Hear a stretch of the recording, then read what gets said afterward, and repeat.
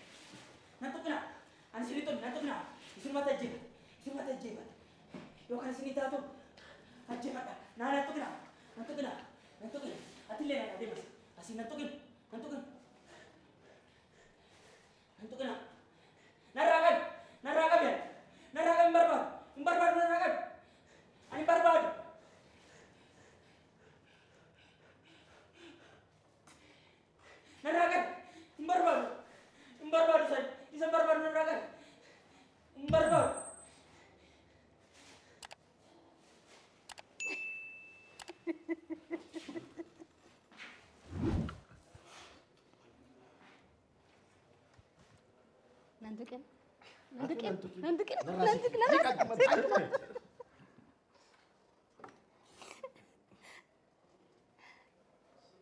Akan?